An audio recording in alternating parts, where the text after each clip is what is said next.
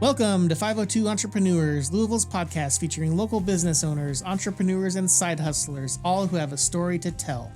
I am your host, Carl Armijo, owner and operator of Carl Armijo Photography and Louisville Cleaning Pros. Our guest today is serial entrepreneur and business owner John Resch, who shares with us the importance of utilizing your curiosity and your network to grow your business.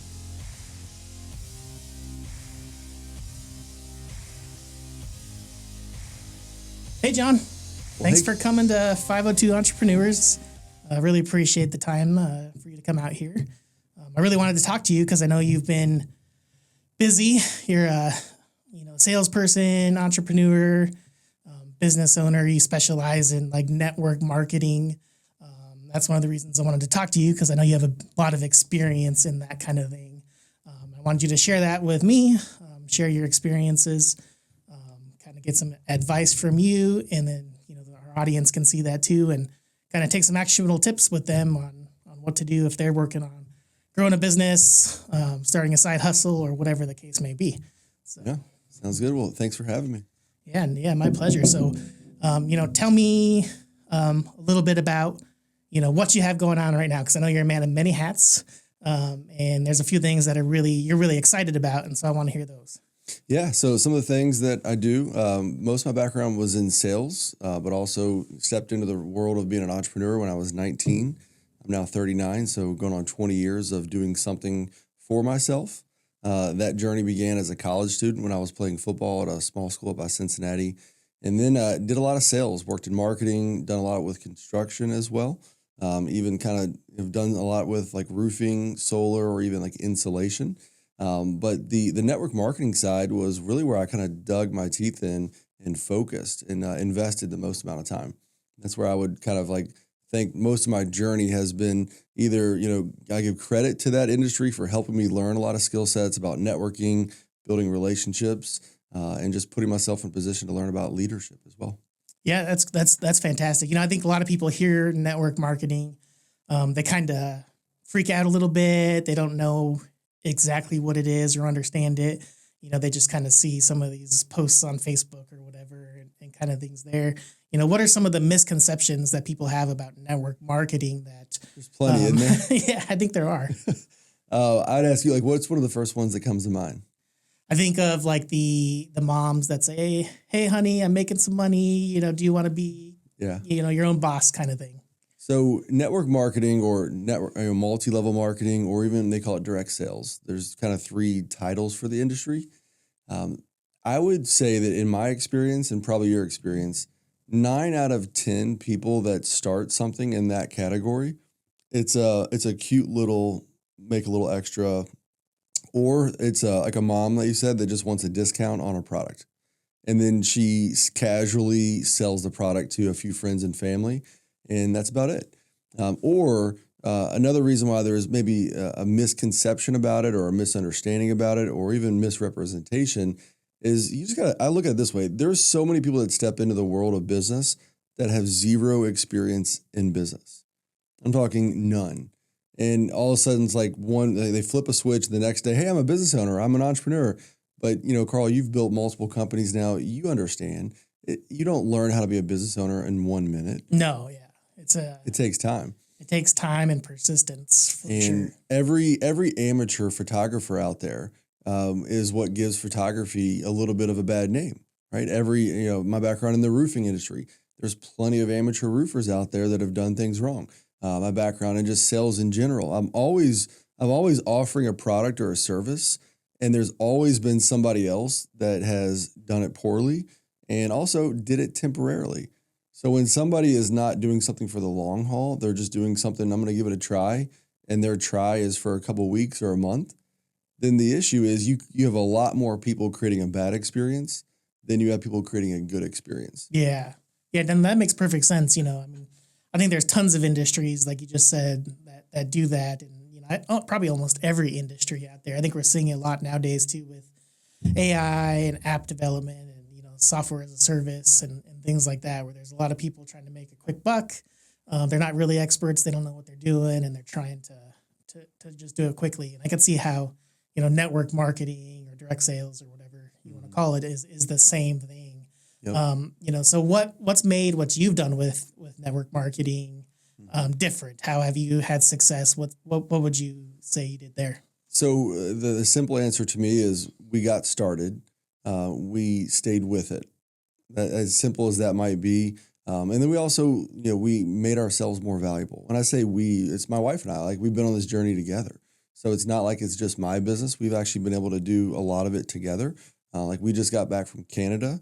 We were invited to go up there to speak to close to 800 people at a conference in Quebec, which was interesting because they all spoke French. So we had a translator. But we're on this journey together. And so for us, getting started is one thing, but then deciding that you're not going to quit, you're not going to give up is another thing. And, we're sitting here recording a podcast. I mean, how many people start a podcast, get all excited about it, and a week later, they've only done 2 episodes and they give up? How many people want to go into photography and give up after a little bit, or real estate, or whatever it might be? And so I think the first thing that people have to understand about going into business is there's got to be a little bit of grit involved. You got to have that necessary stickability or that stayability. So I think that's like the most simple way to answer it. If somebody's willing to start and then do something for a long enough period of time, like, you're going to see some type of results. Now, how big or how much, I think that's another huge problem in the network marketing industry, is you have a lot of people that are promising, hey, you're going to get rich. You're going to make all this money. And so it's like this promise doesn't always meet like the reality. Right. And that's a huge problem where people are promising, hey, you're going to make millions. And nobody ever promised me I was going to make millions. Nobody ever said I was going to get rich quick or even get rich. They said I had an opportunity. And if I was willing to learn some things, apply those things, and then follow through on it, I'd have the opportunity to build something. Yeah, I think the most important thing you there talked about is like the longevity, the persistence, the grit that you have to build something. Because for most business owners, most people, it's not an easy road from the start, right? And it takes time, it takes a lot of effort, a lot of energy. It takes the support of your entire family and friends to get to where you want to get to. And no matter what business it is, it's not quick, easy money. Yep. So it's a challenge. I think that's like a very important part of what you said. Yeah. And there's many reasons why somebody doesn't take the jump to start something. I grew up in a house with a single mom, and she left her full-time job to become a business owner when I was probably 12. And everybody told her she was crazy because she gave up a salary and, benefits and all the security of what a job could provide. And she chose the opportunity, what could be. And people thought she was crazy. They thought she had lost her mind. She had sisters and family that were like, you shouldn't do this. It's not smart. It's not safe. And what she always taught me was, hey, whatever you focus on, you're going to magnify. So if you focus on all the risk involved, you're going to magnify it. And if you focus on all the rewards, you're going to magnify it. And so wherever your energy goes, it's going to draw back to you. And I think a lot of people want to start a business, but they're afraid of failure. That's what my mom used to always tell me. So many people want to start something, but they're like, well, what if you fail? Or what if it doesn't work? Or I would love to do what you've done, but, and there's always that but of like, what if it doesn't work?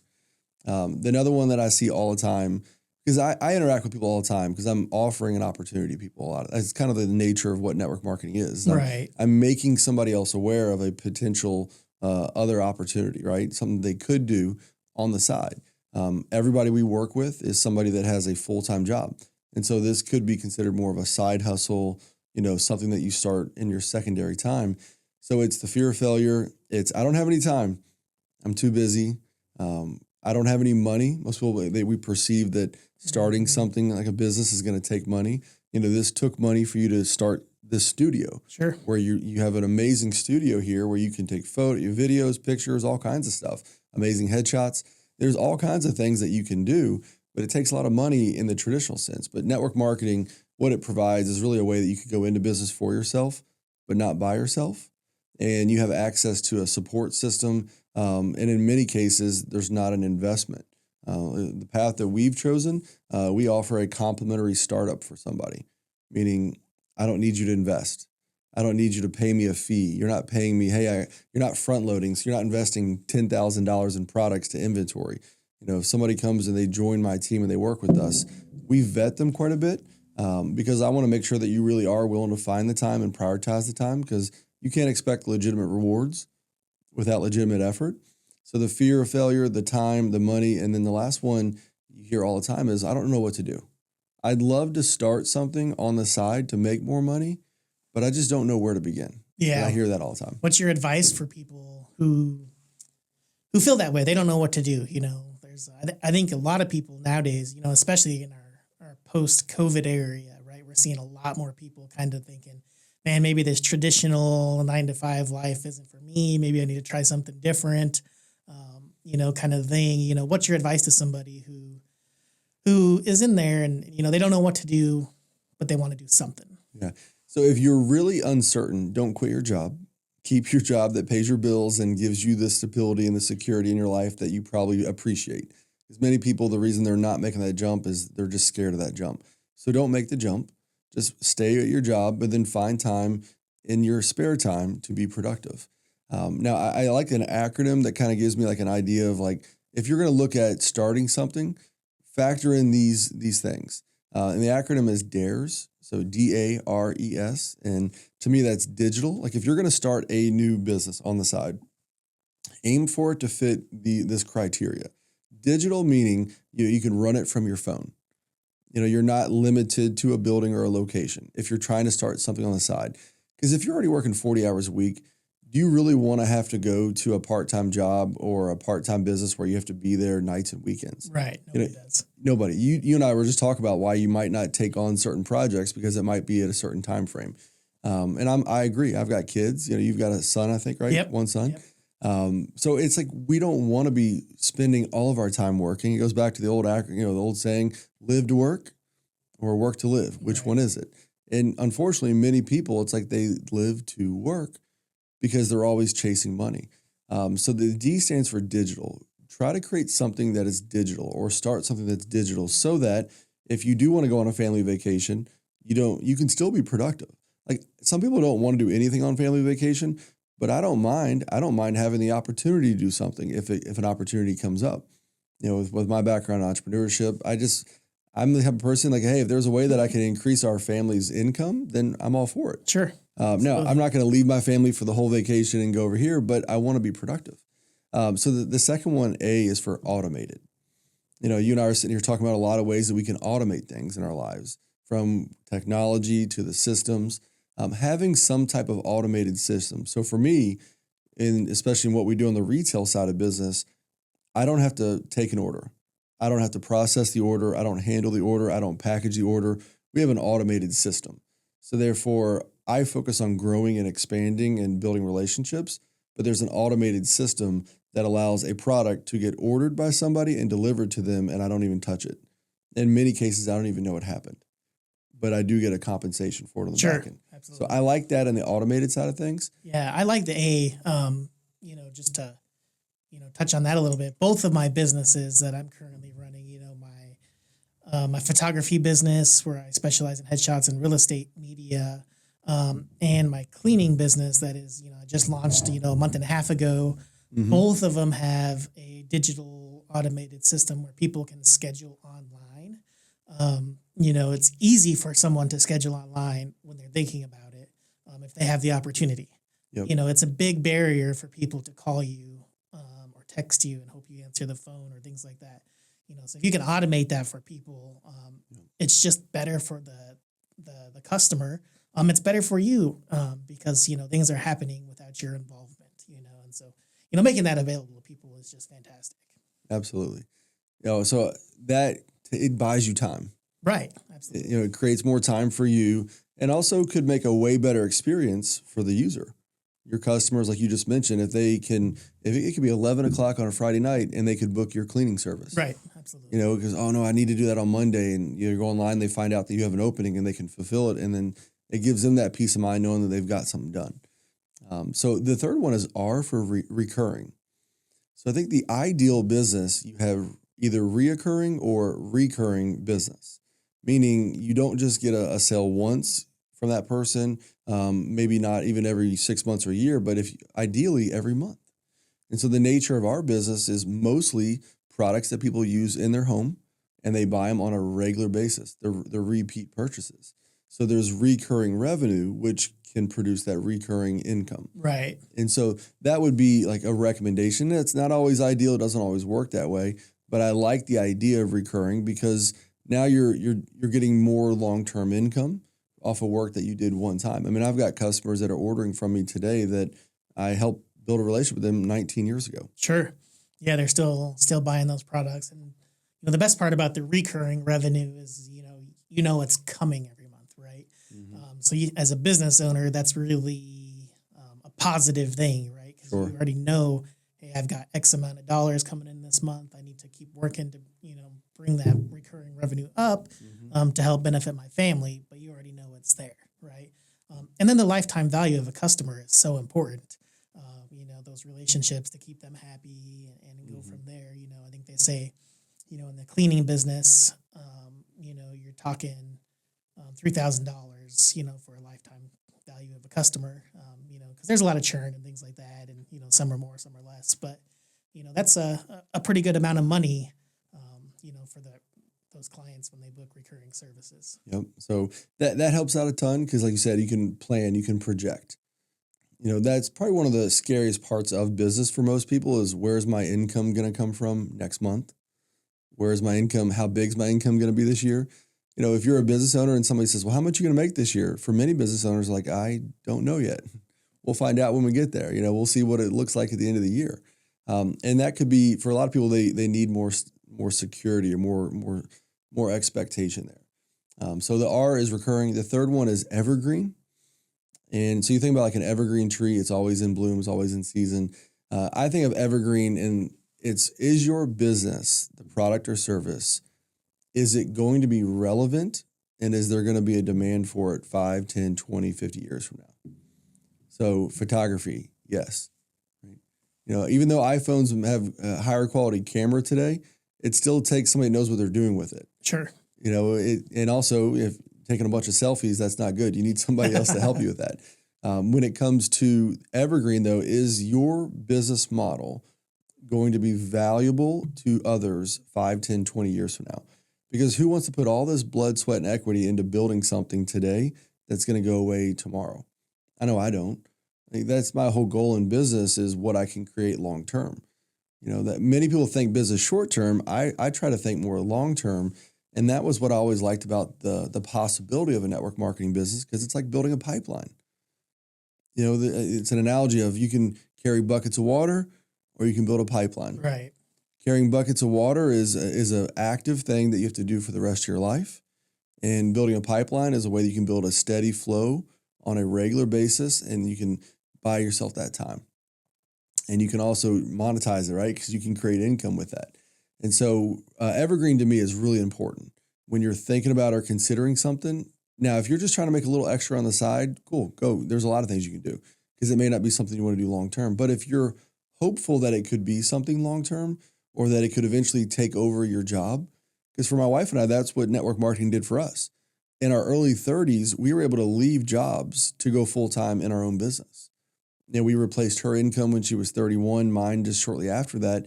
And we didn't have to work for anybody for a while. And I've since picked up some roles and some things in some other industries, but we like that. We like the idea of knowing that if we build this, it could get to the point where it's our full-time income. Yeah, for sure. And then we're totally in control. And I think if somebody ever wants to control their life, they have to learn how to control their income. And that means essentially going to business. Yeah, I mean, it's really the only way you have complete control of it yourself. Yep. Is to go into business for yourself, and have confidence and faith in yourself that you can, create that money, to control your own income, control your own life, and work when you want to work, essentially.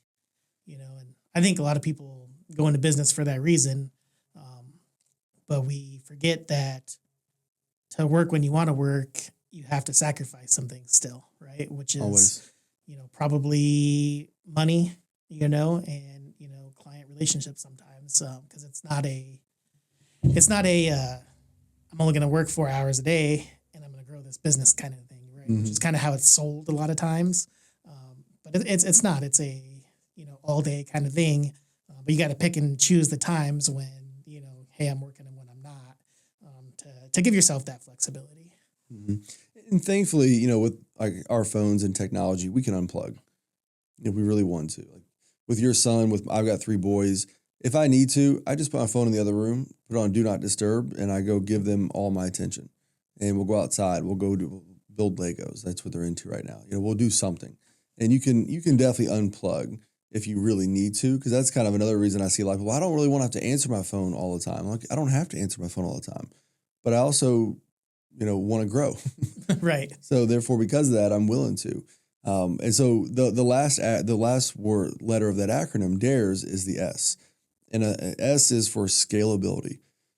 The difference between a small business owner and a big business owner, in my eyes, is like the famous last words of a small business owner, which is, if you want it done right, do it yourself. Right. And you hear a lot of small business owners, that's kind of what they live by, because they never trust somebody else to do something.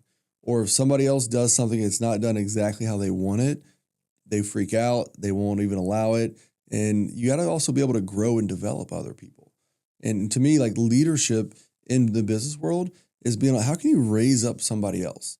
So the reason I've always liked the network marketing business model is it's all about developing. It's not about how good are you at recruiting, because I've seen plenty of people that are great at recruiting and their business might shoot up, but then it goes away. It's all about how well are you at developing others so that their life can be better off. I met with a group of about 20 of our leaders in our business, and I said, hey, over the last 5-10 years of you working with us on our team, what has happened in your finances, in your life? From a standpoint of debt, probably close to $500,000 was paid off in debt across the board. Income at their jobs, not including what they make, what we do in business, but what they make at their jobs. So they have a 9-to-5 job still that's separate from what we do. Across the board, they average earning about $50,000 more a year. Wow. And that came from the skill sets. Sure. The skill sets that they learned. But the idea of scalability is, if I start building something today, can it multiply and compound over time to the point where my income goes up, but my workload goes down? Not always possible in every business. It's easier said than done. Oh, you're right. Yeah, there's some industries where it makes more sense than others, for that kind of scalability, for sure. Yeah. So scalability is important to me because I want the ability to grow my income and work less. Not that I don't know that I'll ever want to not work. I'll probably always do something, but I want my type of work to be different over time. I'd like to be spending more time on leadership than I would on the grunt work.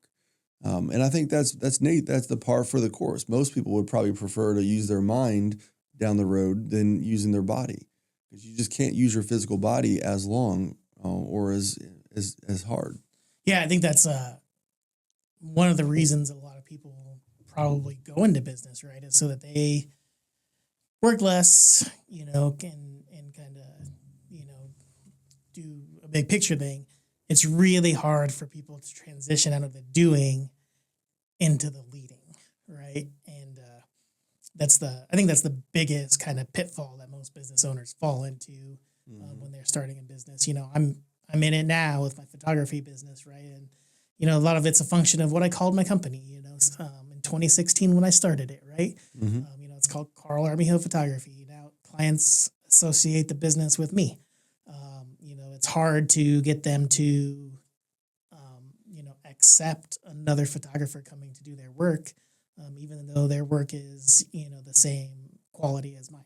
Mm-hmm. You know what I mean? And so, that's a trap we fall into as business owners a lot, I think, and it's easy to do, but, getting out of that's going to be important if you're going to scale your business. Mm-hmm. But some people don't want to scale their business, right? They're perfectly happy, doing what they're doing. Sometimes you scale, you get different problems, bigger problems, different things like that you got to manage. Some people just don't want it, which is fine. Some people do, which is great. Yeah, perfectly fine. It's like up to everybody. I mean, there are people that have a business that I'm like, I would never do that. And there's probably people saying that about me in network marketing. Like, I would never do that. The difference for me is like when I make choices, it's what is it going to produce? Like, what's the outcome?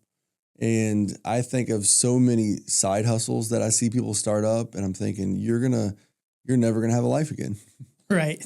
You're going to be working in order for you to make the type of money you really want to make, you've got to work another 40 hours a week. And it's all based off of doing something active. Right. Like I love the idea of starting, if someone wants you to start like a lawn care, a landscape business, but you've got to be sweating outside cutting grass. And if you're not cutting grass, you're not making money. Right. Exactly. And so you're limited in that. Sure. Not that it's bad, because you can make plenty, go do it. I'm all for it. It's just, what do you really want long term? Yeah, exactly. So we got the DARES thing here, which is a cool acronym, whatever. But like, what kind of person in general, personality type, would you say is kind of geared more towards like the network marketing that you do? Like, you know, if someone's sitting here listening and saying, "Oh, that kind of sounds interesting. I wonder if I'd be able to do it." Like, what kind of personality do you think, you know, is successful in that kind of business? So people told me, even my own father told me, I didn't have the personality to build a business like this. My natural personality is introvert. Mine too. And that's my natural personality. If I'm in a big room, I'd rather be on the side watching people than I would be the center of attention with everybody looking at me. That's just natural. But you can overcome that. You know, you can get past that. So the personality type, I would categorize it more of you're interested in other people. If you don't like people, then it's probably not going to be it's all about relationships. Right. Like I've got a background in sales. So I've been in sales roles that are very transactional, meaning, hey, sign here, I'm gone.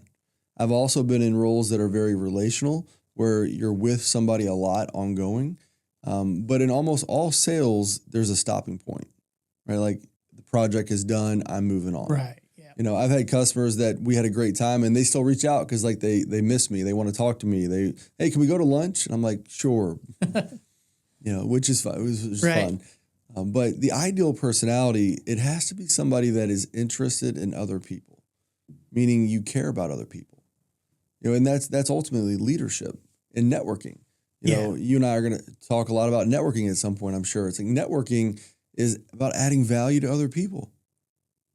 Do you find with today's day and age with social media, you know, the internet, you know, computers, you know, that people are losing that ability to care about people, or it's harder for them to get into that mode these days than it was 19 years ago, 20 years ago when you started? I mean, it definitely feels like it, but I think there's also like cycles.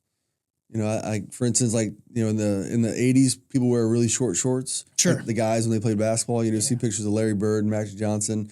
And then in the 90s, it was like And One mixtape and everybody wore the shorts down to their ankles. Now it's back to the shorts, you know, like the short shorts. Like that's what they all wear. So I think things cycle. And I think that will also cycle as well with people in social environments, because I think we are going to see people get more interested in being back around people.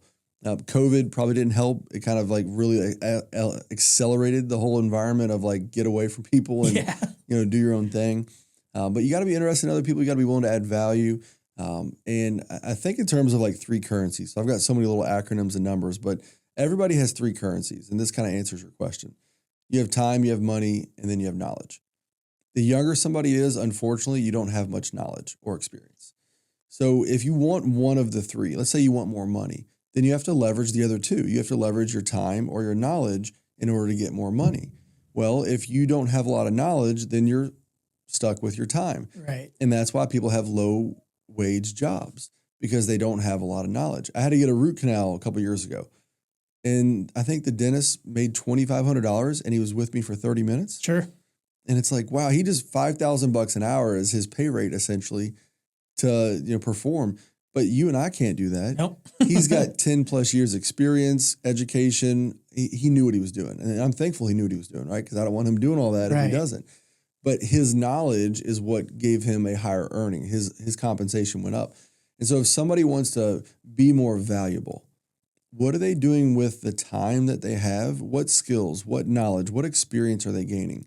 And so back to your question, like what should somebody do earlier? Like what kind of side hustle or startup? Anything to get experience. Because the younger somebody is, or you could be 40, start getting experience. You're never too old. You're never too late. Because it's like the best time to plant a tree was 20 years ago. Right. The next best time is today. The next best time is today. Right.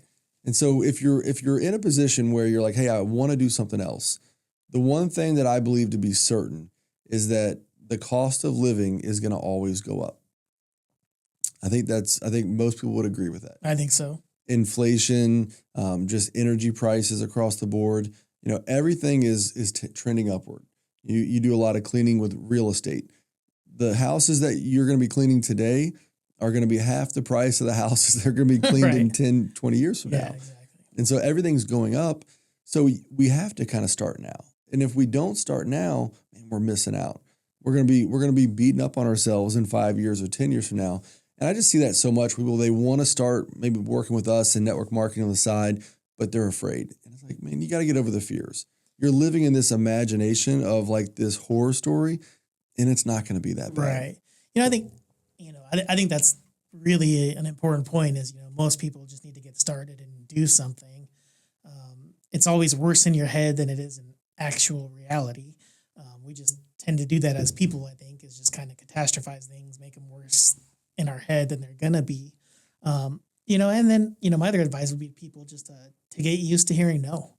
I think, we grow up with our parents or families or whoever's raising us, right?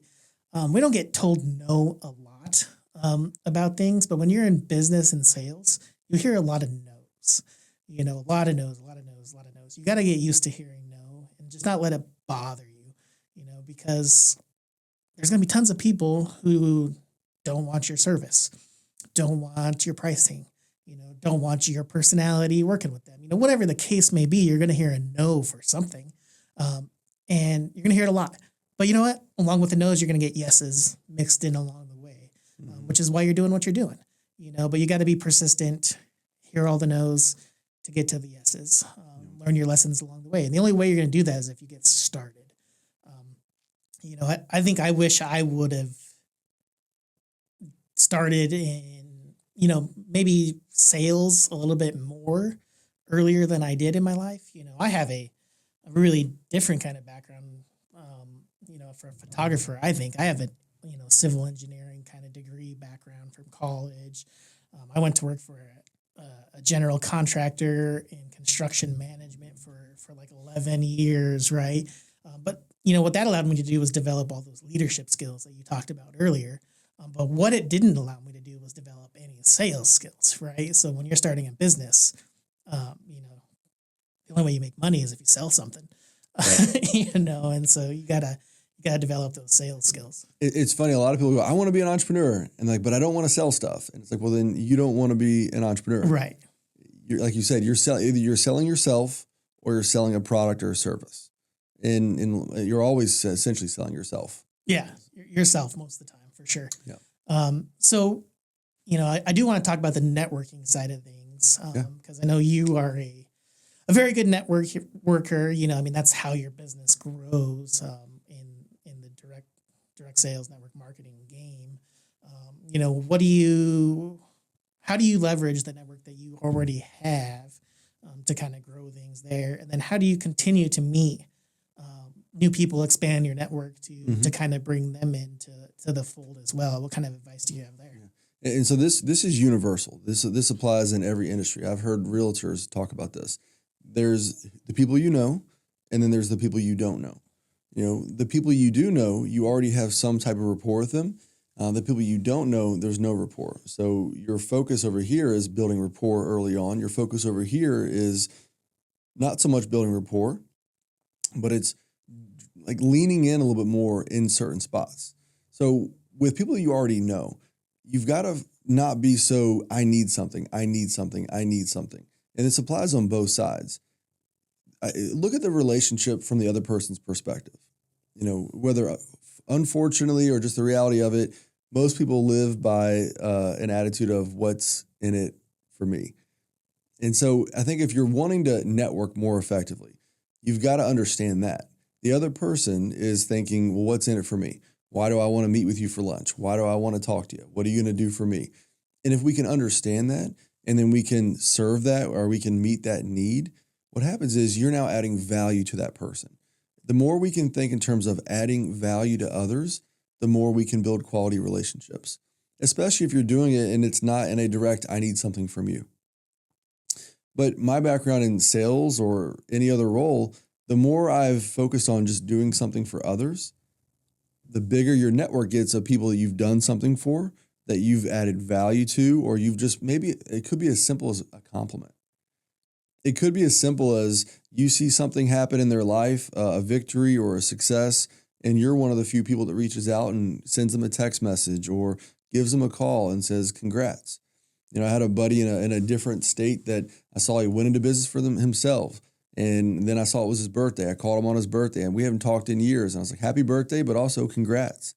And it's just thinking about other people, being, thoughtful, because most people aren't thinking about you. And so when somebody does think about you, it makes you feel good. Yeah, it makes an impression too.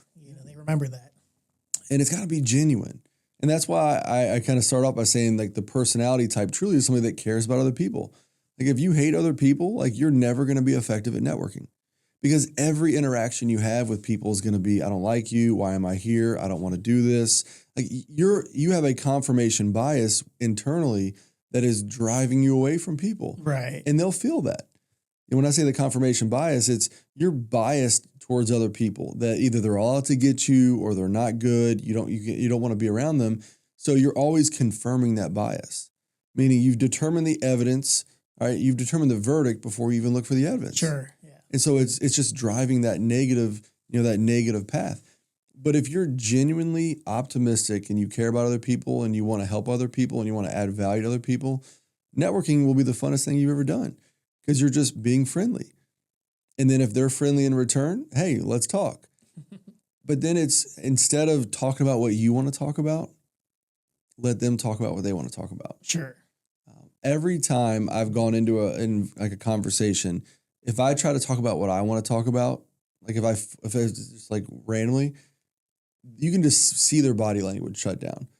My wife was telling me the other day, I forget where she said she was, but she was with a couple ladies, and one lady talked the whole time.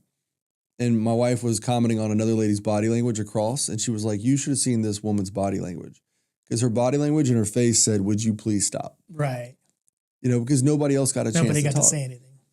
And if you're sitting there and you never get a chance to talk, so knowing that about people, like, that's kind of like the psychology of it. Knowing that about other people, that they want to talk, they want to be able to share. But some people aren't rude, which is good. They don't interrupt. So they just sit there. And that person, when they leave, they're not thinking of you in a positive way. They're thinking of you in a negative way, because you just did all the talking. So putting yourself in a position where you can think about what's interesting to them, take an interest in them, ask them questions, have them tell you about whatever's going on in their life, and be interested in them. Be genuinely interested in what's going on. And it's almost like you're living with a curiosity. You're in a growth mode. At our age, your age and my age, we're relatively close in age. Yep. If we look at people that are 20, 30 years older than us, my attitude is I can always learn. Sure. And if I happen to be in a work environment with somebody older than me, I will shift away from the product or service that we're talking about, and I'll say, hey, can I ask you a question?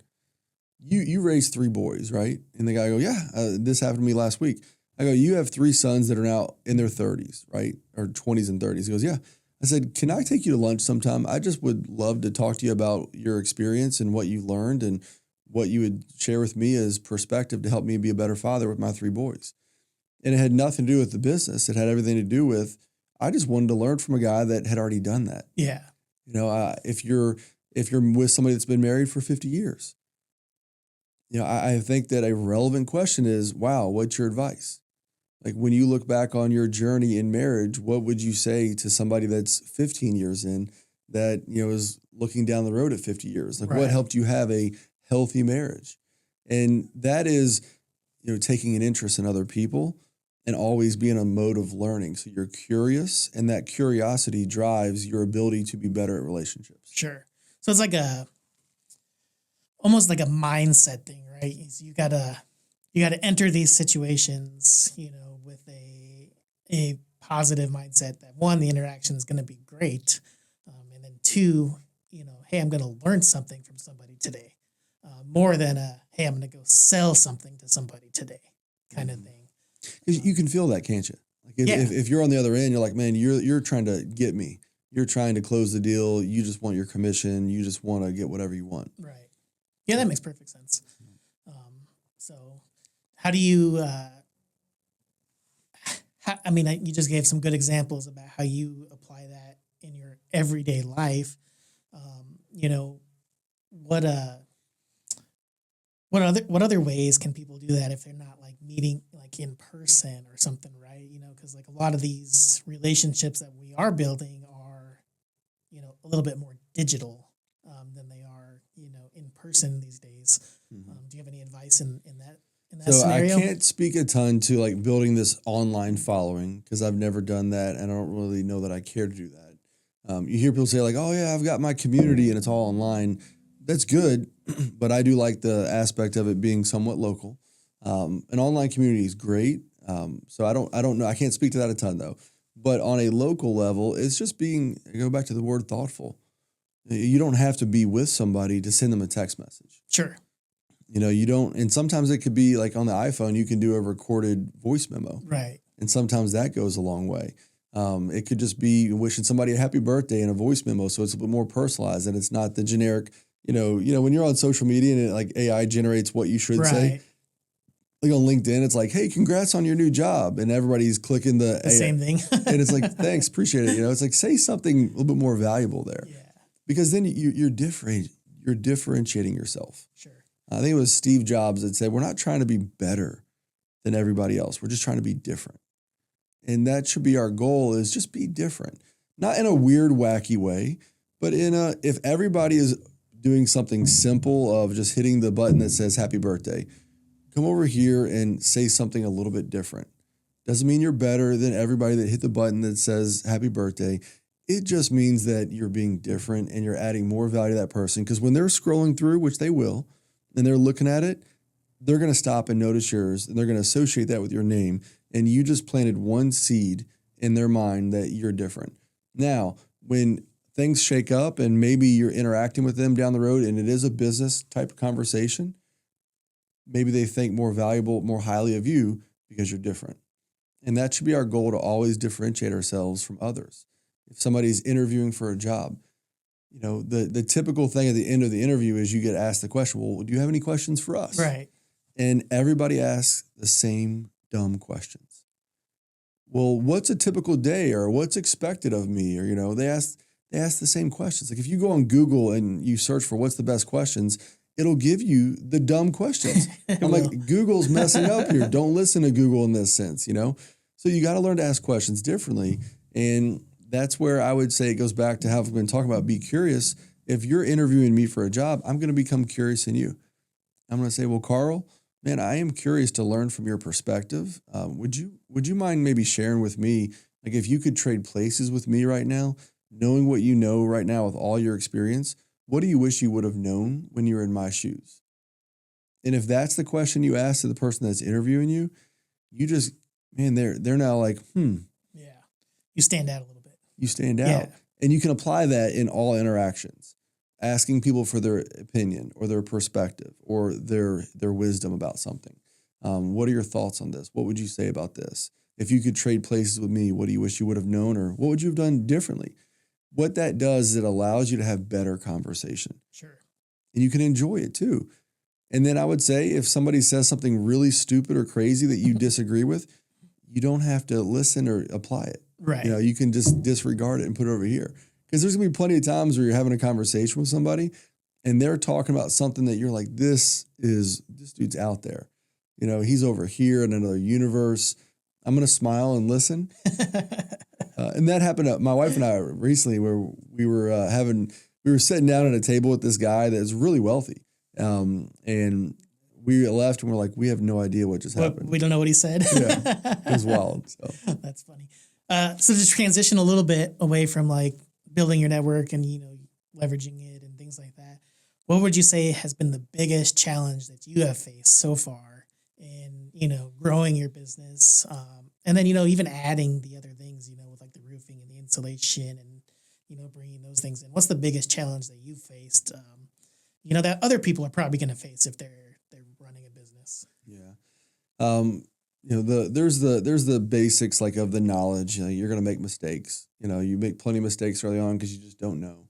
But that's why it comes back to those three currencies of time, money, and knowledge. Early on, you should be focusing on the knowledge, which means you're not exactly being compensated for it. So that's the biggest challenge for most people, and that was one of the biggest challenges for me. It's because starting off in business, there wasn't a lot of income. Yeah. There wasn't a ton of it. Like if somebody wants to start a podcast and make money with it, it's going to take some time. Sure. Yeah. You cannot expect it to become immediately overnight. Now, if your name was Jason and Travis Kelsey, then you could start a podcast and probably be compensated within a month. Right. Or if you're Jason Kelsey's wife, you could start a podcast and be in the top 10 within your first couple of months. Right. Because you have this, celebrity name brand. But for the majority of us, we don't have that. We don't have that leverage of like our fame and all this recognition. And so you have to accept that there's going to be a season that's not highly compensated. You have to accept that you're going to be doing things. It's like you're putting in 40 units of effort and you're getting 1 unit of return. Right. And it's almost like all business starts that way. Yeah. And that's where that persistence comes in. Yeah, that grit comes in. Yeah. So that was the learning curve for me that I didn't necessarily sign up for. And I don't know that anybody would sign up for that. Like, hey, I'm going to do all kinds of work and all kinds of action with little to no results, getting rejected, people laughing at me, people telling me. I mean, I had people laugh at me, tell me that network marketing was all kinds of stuff. But like, do you trust yourself? And I think many people don't trust themselves. Yeah, I think that's true. They don't trust their ability to think and make decisions. Because for me, I analyzed the business model, the company that we were working with, and I'm like, okay, this company's been in business for 60 years. They do almost $8 billion in revenue. They're family owned and operated. They're one of the largest privately owned companies in America. They're in the top 50 in that, I think. So I'm like, okay, I'm analyzing all these things. With the Better Business Bureau, they have an A+ rating. Dun & Bradstreet, high rating. The negative came from all the opinions of people that tried it. Right. Or maybe they have a legitimate horror story, and that always happens, right? Because it's going to happen in everything. That's going to happen in every business. Yeah. And so the ability to think for ourselves, I did not have that early on. I did not understand thinking, how to critically think and process, how to be rational instead of irrational. Irrational people, man, they're going to struggle because everything causes them to react or overreact, and then you're not thinking very clearly. You're operating in fear. You're operating in craziness, or you're focusing on the doubt. That's another thing. People focus on doubt. They give more focus on doubt than they do on the belief or what they want. Yeah. And doubt can destroy you. I mean, you were touching on that earlier with the way, your mom kind of raised you to have that positive kind of mentality, and kind of what you focus on is what's going to happen. It's like the whole law of attraction thing that people talk about, right? And things like that. And some people might think that's a little cuckoo, but there's plenty of examples of it. There's a ton of anecdotal evidence for it. It's even like, to me, like the proof of it is like, hey, I was thinking about so-and-so today, and then all of a sudden they text me. Yep. Or they call me. It happens to me all the time in my real estate photography business. I'm like, you know what? I haven't heard from this client in a long time. I'm just driving down the road. I think about this. And then, that same day they make an order. Mm-hmm. Oh man, that's crazy. It's like just, kind of, it just happens. And it's just a weird thing that happens in the world. And I don't know what it is, but, there's something behind it. Yeah. And then I think the speaking positively, there's plenty of evidence in my life of watching others that they're always speaking negatively, like nothing good ever happens to me. When it rains, it pours. Oh, whatever. And it's like their life always seems to have problems in it. And they think that they're speaking negatively because there's problems in their life, when really I would say, no, there's problems in your life because you're always speaking negative. Because I've had many people I'll recommend, hey, say like you need some self-talk. You need to be talking positively about yourself. And many people don't like this because it's awkward when you first start doing it. But professional athletes do it. Mm-hmm. Movie stars do it. They have to hype themselves up. They have to give their mind going in the right direction. Because if you don't believe in yourself, who else will? Nobody will. And the challenge is if you're stepping into a sales environment, a business environment, or a leadership environment, and you're doubting yourself, how are you ever going to communicate anything of hope to an audience for that their future can be better. Yeah. Yeah, I think that makes sense to me. You got to believe in yourself because nobody else is going to do it for you. If you want to start a business, if you want to start a side hustle, whatever it is, you have to have some belief that you are going to be successful. Because if you don't have that belief, then you're just going to be another person who tried it for, a couple of weeks or a month, didn't see that success right away, got all the no's, and then, said, well, maybe I'm not a good business person. Because what you're getting is negative feedback, right? Resistance, rejection, no's, and you're allowing that to build up. And that's all you're focusing on. So therefore, it's going to tell you a story. And the story it's going to tell you is it's not working, you're not good at it, you shouldn't do it. And then you're going to buy into it. And now you're giving more credence or more leverage, more focus on that. No wonder you're not going to stick with it. No wonder you're not going to be successful at it. It's like the first person you talk to about your new idea or your new business. Hey, I'm starting this business. I'm so excited about it. That's horrible. Why would you ever do that? And then now the next person you talk to, it goes down a little bit. And then it goes down a little bit.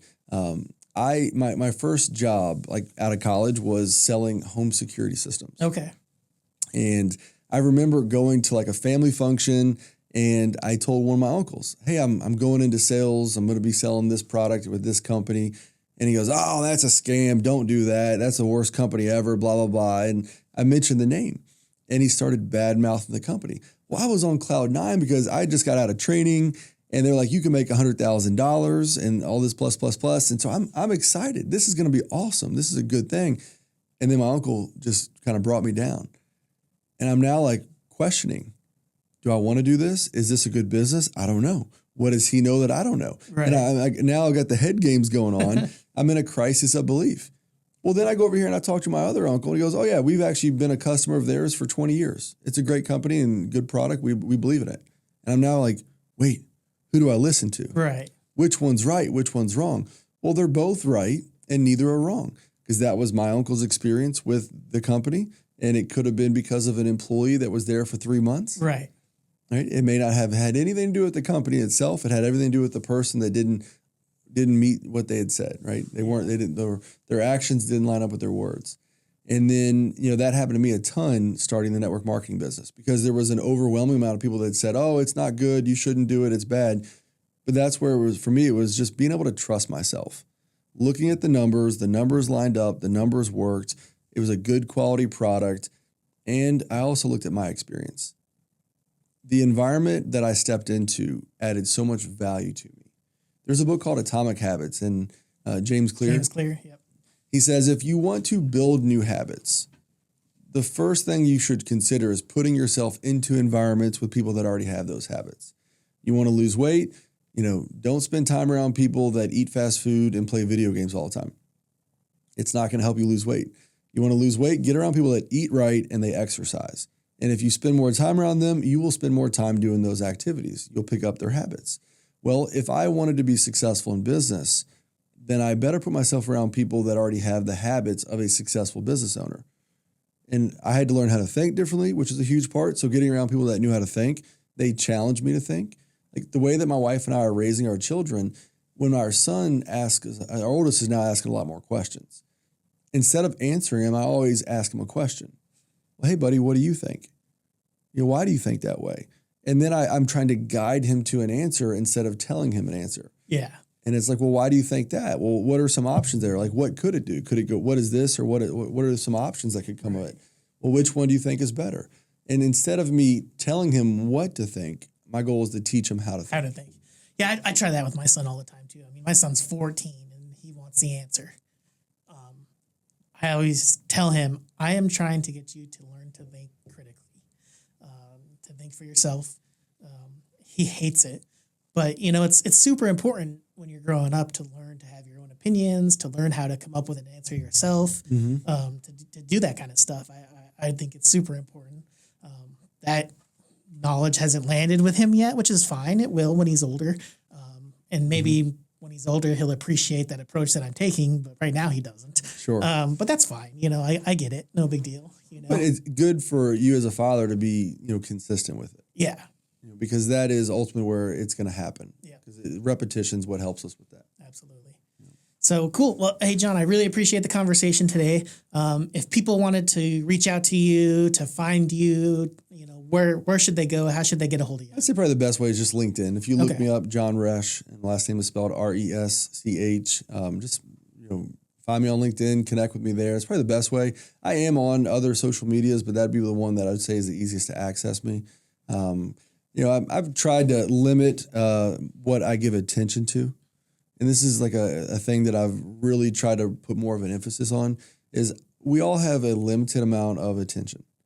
And if we're spreading it so thin, then we're not going to advance and have the progress in the areas that we want to have. And so for me, I've got social media, I do have it, but I don't spend a lot of time on it. Sometimes I'll even just kind of delete them so that they're not there. But I'd say LinkedIn is probably the best way to contact me. Okay. Very good. Well, John, again, thanks for coming on 502 Entrepreneurs. I think we had a fantastic conversation today. A lot of people can take a lot of actionable items, I think, away from this conversation with you, and apply it to their networking, their business. Even if they're thinking about starting a business, just some ways to think, and some good takeaways. So Yeah. appreciate it. And if I could, the last thing I would say is, man, I'm a firm believer in do something else.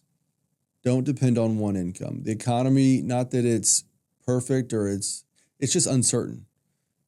Inflation's going up, and if we don't learn to beat inflation, then it's going to beat us.